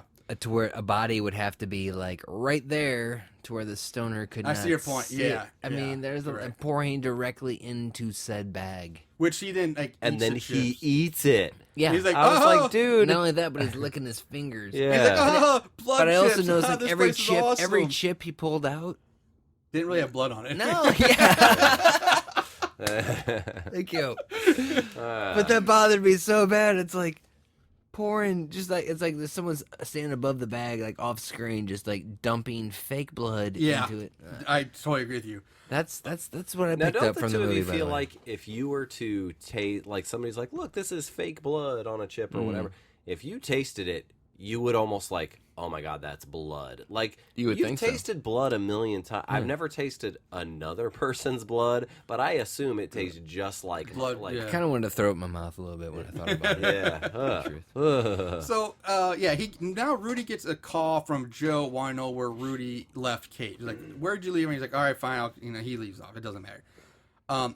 Joe heads further down the trail looking for Kate, and he comes to the bloody pipe that killed Kate, but her body's gone. But he does find her cell phone on the ground. He picks it up, and as soon as Joe stands back up, his head is just cut off by the killer. Just whack, his decapitated. Now the trailer saw Kate, right? Did you Yes, talked about that? yeah, Okay, yeah. The trailer going around the maze. Yes. Back at the shop, and now grown up, Donna enters. Donna was the main girl picking on Eve at the very beginning. She was the one smoking, right? Yeah. Who knows? She was like the lead bully. And Harris greets her, mentions that I haven't seen you since we were kids, blah blah blah. And again, Donna looks like she's easily in her 40s. She is the oldest looking one of all of these people. Well, except for Matt. Matt, yeah. I'm just saying, Matt looks fucking rugged. But I get Matt can be older because the person who jumps off that tractor looked like he was at least 18, 20s. He looked older. Which looked exactly like the kids. No, Donna and Sarah, the kids, looked more like they were. I smell bullshit. 15, I think we need to 16. go back and rewatch this. Anyway, Donna is Let's clearly rewatch in it. her Come on, mid-40s. guys. Let's watch it again. Yeah. Let's watch it again. No! Eve watches Donna and Harris from behind the counter. But Donna, like a corner. Donna is obviously like disturbed being there, like guilt. Yeah. She was probably the best actress in the whole thing. I was like, I don't know. How big is this town, though? Yeah, that Danielle Harris was like, I haven't seen you since we were kids. Yeah, Like, I don't No, you live in the same small farming community. Yeah, and apparently you've been been inviting Donna's daughters to your haunted attraction for years. Yeah. Anyway, Donna tells Harris that she got a text from her girls asking them to bring out their jackets, but it's like, I don't know where to meet them. Have you seen them? That's where the phone's coming. Yeah, from. that's where the phone's coming because in. this killer was making calls. And then Harris says, you can leave the coach Or with me, text. but Donna's like, no, that's okay. I'll go find him. And like, all right, I'll have to go check on my brother anyway. So they all leave. Back to the hayride. Did she say her brother? Yeah.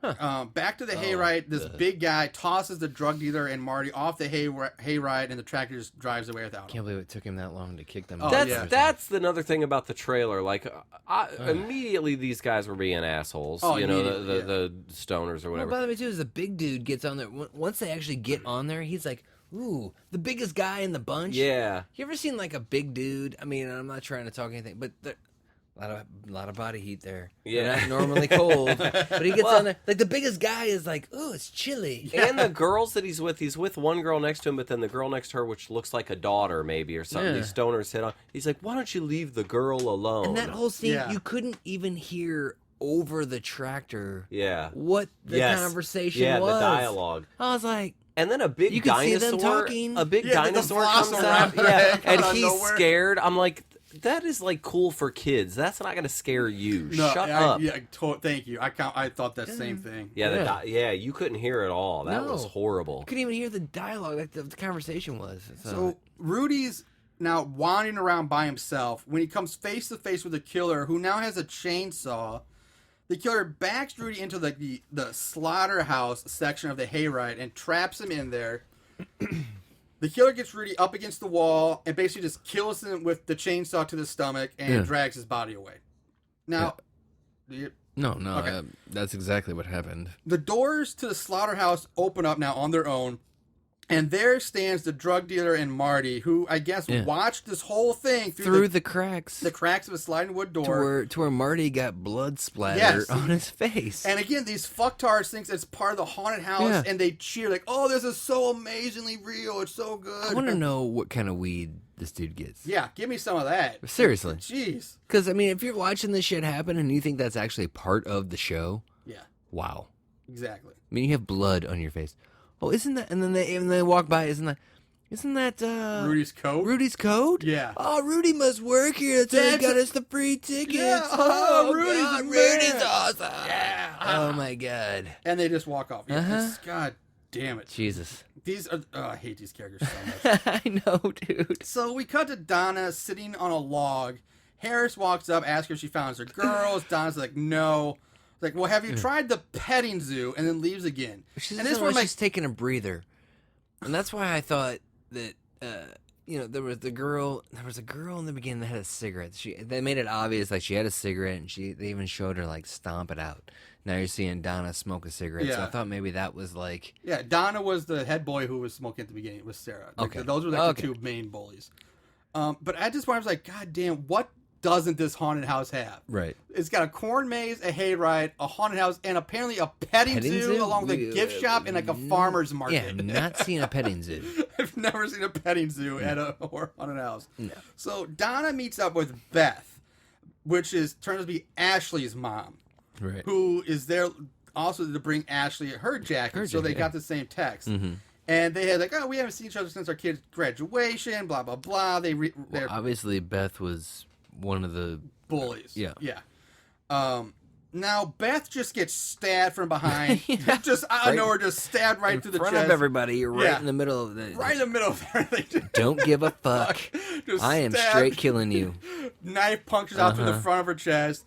We cut to Roy waking up and seeing someone standing behind him in a mirror. Yeah. He's like, he starts talking to this person like he knows, like, hey, listen, I'm sorry about earlier, but I'm feeling better now, blah, blah, blah. So why does he get killed? Yeah, I don't get, whoever this is shown raising an axe. Roy begins to beg for and scream for mercy. The killer brings the axe down straight in the back of Roy's head. It makes no sense why that dude gets killed. Yeah, I don't get Roy either. Not that a lot of this movie makes sense. No, because Roy is supposed to be a stepbrother, so I don't think he had anything to do with any of the bullying or anything with Eve in the beginning. Roy doesn't get me. I don't get it. Now, was the actress that was the second mom anybody like in the horror community? Oh, Beth? Or anything? No, not that I realized. I don't think so. Now at this point we get a quick series of shots between Roy and the killer just stabbing the shit out of Beth and stabbing her back a few times. So apparently the killer is in two places at once. He's killing Roy and stabbing this girl in the back. And that's what I thought. I was like, Harris enters thinking Roy's asleep. She tries to wake him up, which, how do you think, if he gets an axe in the back of the head, there'd be blood everywhere. Absolutely. and the way he was laying, Yeah. She's like, oh. Then she finally realizes he's dead, and right as she's about to scream, she's hit over the head, goes unconscious. Mm-hmm. Back to Donna, running away from the killer as the killer turns his or her attention away from Beth onto her. And Donna runs into the cornfield. The killer stalks after her. Back to Harris, who wakes up in a pool of blood, sees that Roy's body is gone. Donna, in the meantime, flags down a car that just happens to be driving through a cornfield. Which, who drives a car through a cornfield? She's begging for help from the driver. The driver gets out, wearing a black hoodie, approaches Donna, but stops her again, removes the hood, reveals it's Tommy. Yeah. Tommy kneels down to help Donna, only to get the top of his head cut off by the killer who's standing right behind him. Which completely threw me off, because I thought Tommy was the killer the entire time. So, the top of Tommy's skull lands in Donna's lap. She runs off into the corn again. The killer stalks after her. Now he has a chainsaw as well. Where'd that come from? Donna she comes to a clearing in the corn where she finds a mound made up of pumpkins and the decapitated heads of all the murdered kids. All right. And on the some of them are carved, and some of them are like... Yeah. One of them looked like the head that some from the Pumpkin Carver movie. God, don't bring that up. This killer had a lot of time. A lot of free time, apparently. And apparently he's doing all this while people are supposedly walking around through this corn maze, and nobody knows him. He's stacking decapitated heads up in the mound. But why would they? The very top of the mound are the impaled on spikes are the heads of Tina and Kate, Donna's daughters. Right. And the only reason I even get this is because one head is brunette and the other is blonde, and Donna screams out something about her babies. Right. But these fake heads look absolutely nothing like the actor. I mean, they are so poorly done. Oh, yeah. It's awful. All of them. So bad. Eve emerges from the corn wearing a black hoodie and holding her porcelain doll. She removes her hood and the bandages from her face as Jean drives up in an ATV with Harris. Yeah. Seeing the mound of heads, they're all rightfully taken aback. And now a bloody Matt emerges from the corn holding a chainsaw. He starts the chainsaw up, goes for Donna. Harris grabs a shotgun for something that Jean just happens to have. A double barrel, like a long barrel, double barrel shotgun. Shoots Matt in the chest. As Matt drops to his knees, the chainsaw grazes Donna across the collarbone, like slicing her up a bit.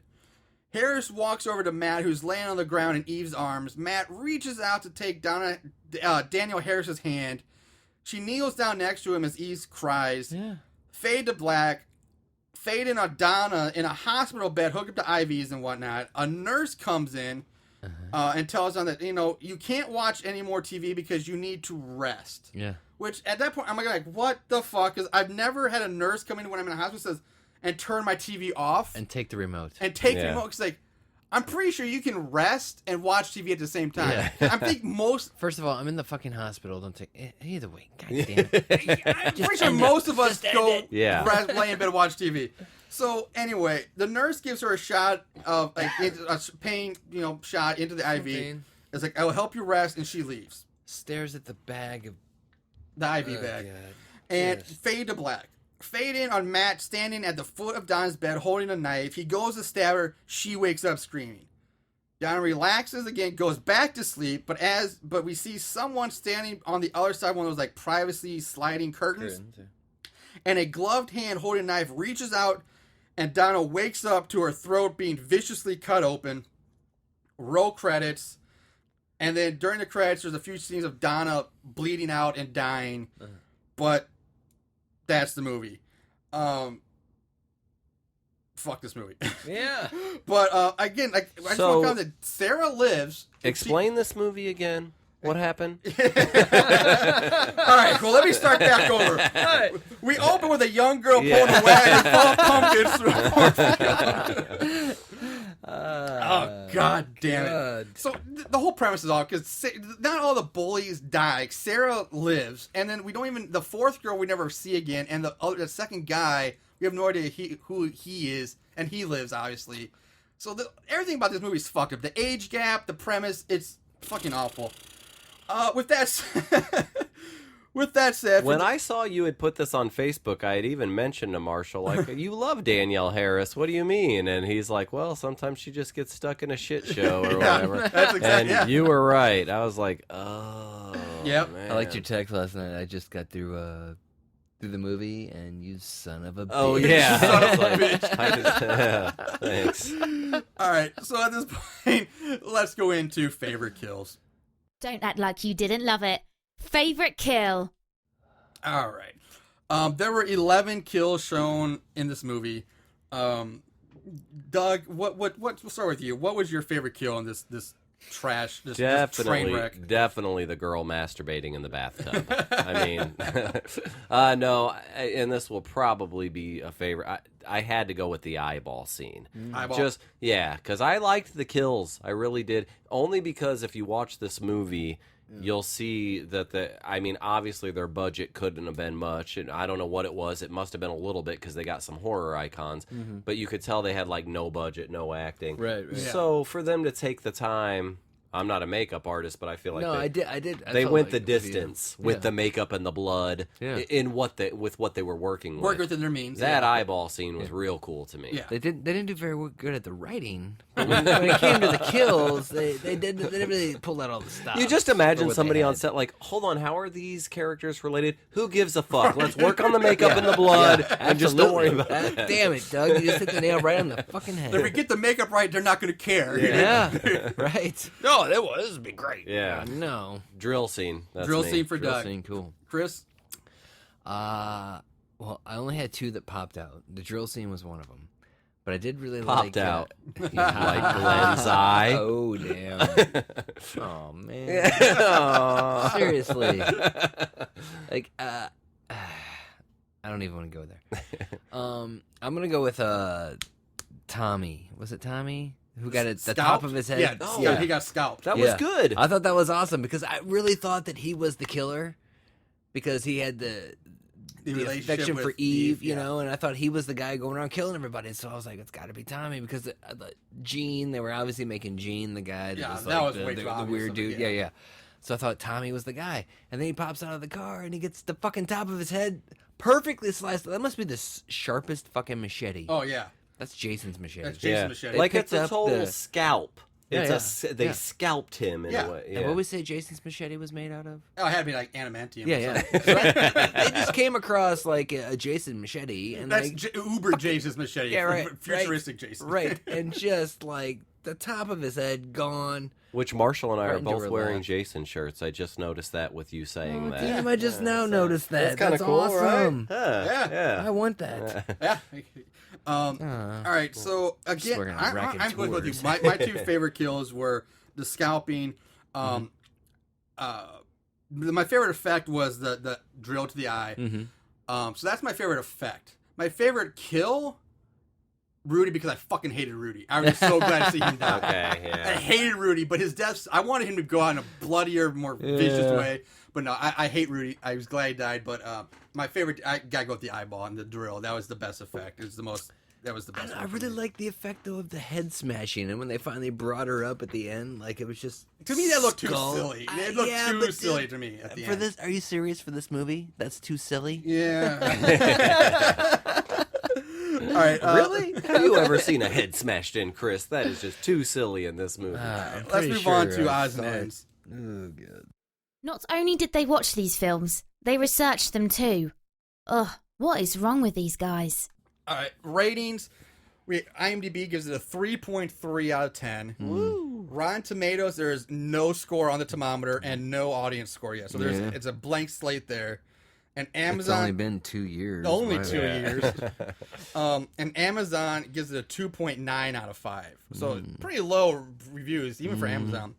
Plot keywords, there were Because like normally Amazon gives it like at least 3.5 on Amazon. Are they pretty much higher than? Oh, normal? yeah. Amazon's always been the highest most of the time. because they want you to rent the fucking movie. Good call. I was gonna say, 'cause you don't even rent it or Yeah. buy it. Yeah. Plot keywords, we had clown, which is bullshit because Oh, there's wait. barely ever clown in I'm this. so sorry to interrupt. No, you told me to look this up on Amazon, right? Yeah. Is that how I watched it last night? Amazon. Probably, yeah. Yeah, I rented it. Might have been. And I didn't have a credit card on file. Like, I rented it, and they let me watch it, and then I got a text today that said, the card you had on file is now expired. So I was like, huh. So I entered a new card, so next time that's not an issue. But you don't got you a think free- it's weird that they let me watch it? Yeah. Well, no, you saw the movie. Yeah, they're like, yeah, this fucking guy, They're let like- him think he's stealing something. So we have clown, bare breast, decapitation, head cut in half, and pot smoking. Were the Did we best. not even get to guess? You didn't even give us an option to guess. Come on. Oh well. Let's Okay. go ahead. We I know you're trying to run through it. trivia. Was filmed in Kent Square in Westchester, Pennsylvania. Turns out the Bates Motel haunted house in Hayride is a real haunted house in Glen Mills, Pennsylvania, and it even has the same logo that we saw on the back of Yeah. the black hoodies in the movie. Well, that makes sense. It also features a haunted house, haunted hayride, and a corn maze, and has been in operation for 25 years. So it's Wow. real- So how is the director or somebody related to that person? yeah, they obviously had worked out some. And deal. imagine the person that owns that or whatever in that town while this movie is being made. They're like, dude, there's going to be a fucking horror movie made here. It's going to star Danielle Harris from Halloween and blah, blah, blah.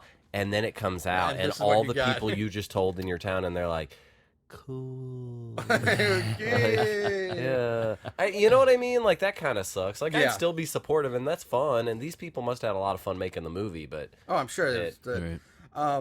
But you know, you didn't get to guess this, but you do get to guess the budget because we get to play the budget game. Sweet. mm-hmm. It's now time to play everyone's favorite game, Guess the Budget. All right. So, Chris, Doug, what do you think is the budget for Hallows Eve? You want to go Chris, first? we'll want let me you to go first. Chris gets to go first. No, ladies first. You son of a bitch.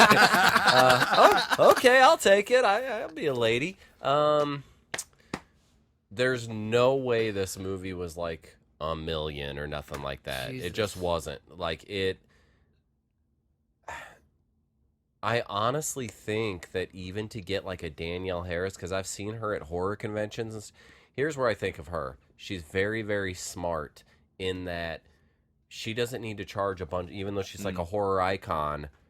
She can do a bunch of stuff and have a lot of fun and do her thing. How is she a horror icon? I'm sorry, I am. She got her start in Halloween #4 as Jamie Lloyd. So she little was girl. the She's little a girl. Yeah. And then 5. And then And she then was 5, in like okay. Roseanne and like Urban Legend. And then she's just built up from there. And then she started doing a ton of horror movies. And then she was in the Halloween remake with Rob Zombie, both of those. Yes. She was in And- both of those. Okay. And then she did As stuff Annie. like she was in See No Evil 2. I know that. I'm sorry. Stakeland is a Stakeland, great yeah. vampire movie, and she was in that. So Hatchet, Hatchet, she I replaced love- the main Hatchet, girl. I yeah. love the Hatchet Wow. movies. So if you're a horror fan, anyway, I don't think she charges a ton, which is very smart.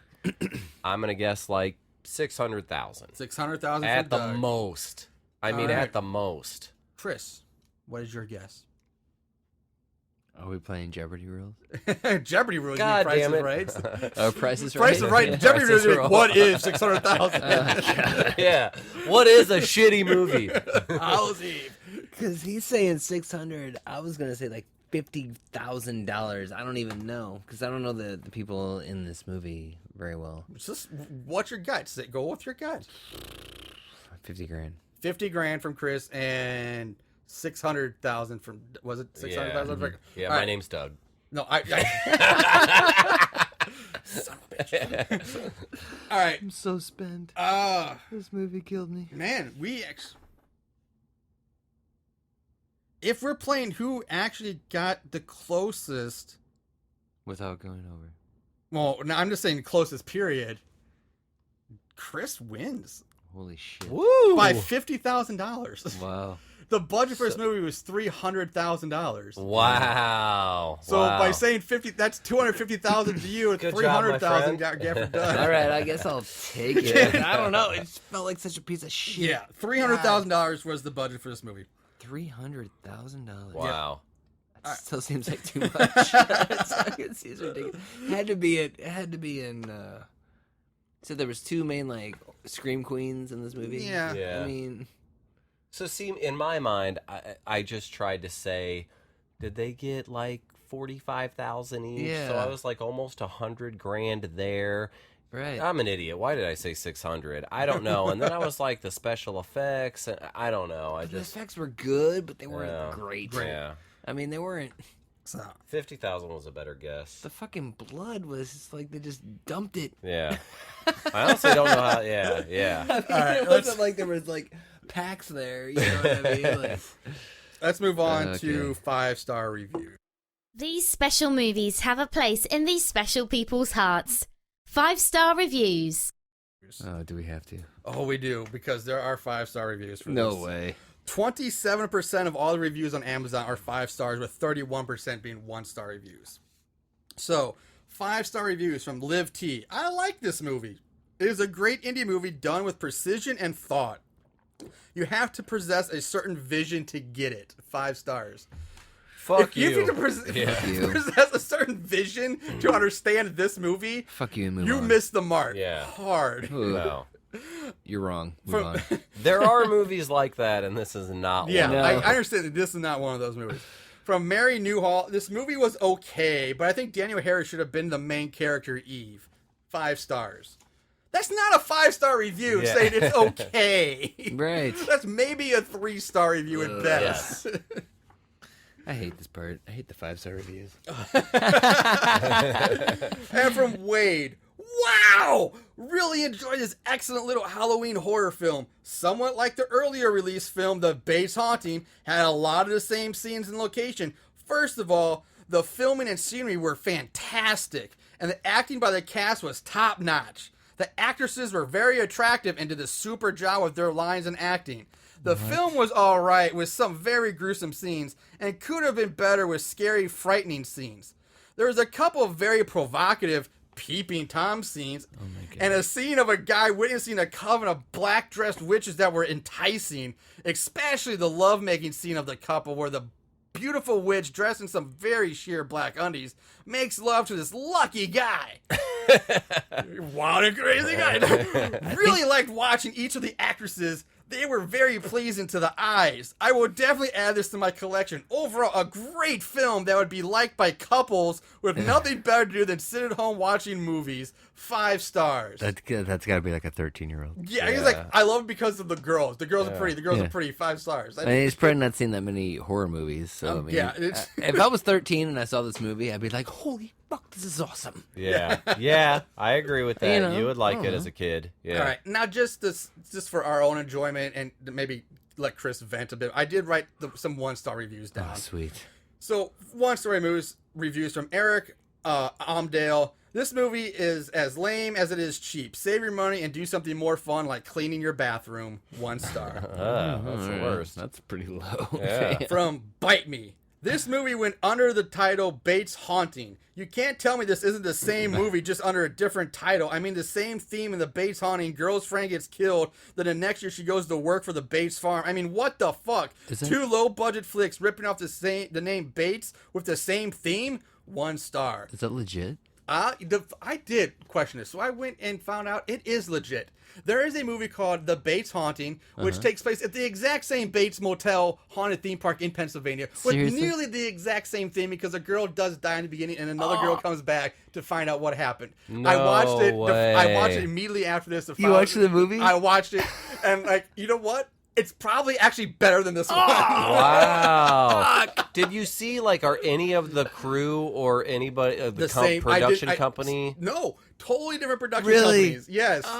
So the Bates Why Motel didn't we do Pennsylvania has somehow landed 2 You just movie blew my picture mind. deals. I did not know that. Because I researched shit after I watched it. I didn't read that at all. What was the comparison in the 5-star? There was a 5-star review. There was Somewhat like the early release film The Bates Haunting, had a lot of the same scenes and locations. So it's the So, the yeah. same thing. Huh. So All it's right. referenced in the 5-star and the 1 star. From GD, Bates despite Haunting. actress Danielle Harris, who is always great, this is a homemade piece of garbage that you probably couldn't even sail all the way through if your best friend made it. It's like someone got a $20 camera for their birthday and decided they were going to make a movie with all their friends who have never actually seen an actor or a movie in their entire lives. Don't waste your money. I could have fed a starving kid in Africa for the $4 I lost on this. I'm considering seppuku for the shame I brought to my family by renting this. 1 star. Wow. And the last one from Jason P. I just finished watching this movie, and I'm really sorry to say it's pretty bad. I love the slasher subgenre, and longtime screen queen Danielle Harris is always a strong draw for horror fans, but there's not much to say about this horror movie that's good. Harris puts in a decent performance, but she barely has anything to do with the film. She's much better in the recently released Shiver. Most of the actors in this one are beyond bad, and the effects are laughable. You're better off saving your money and time than wasting either on this one. 1 star. Wow. Now, let me ask you this, Marshall. When Yeah. you go and you look at, do you just pick random reviews off IMDb? Every now and then I get one off IMDb, but most of them I get from Amazon because there are categories like 5-star, 1 star, and I can give. And I will go there and I will just start reading each and every review. And I just try to find ones that make me laugh or I think are the most entertaining. I copy those down. Thank you for telling me that, because my thought was, I need to get on there and I need to leave a fucking review and see if Marshall picks my review. I'm like, this movie sucks a bag of dicks, and I swear to God, if anybody reviews this on a podcast, I'm gonna show up at their house and you just know in the middle of the night drinking a beer, he'll be like, fucking Doug, that's gotta be it. I'll be like, my handle will be like, 2-finger Tina loves a bunch of anal. 2-finger Tina. I'll create a whole new account. So be on the boards looking for me, buddy. I'm gonna keep an eye out for 2-finger I'm Tina. Oh God, that's awesome.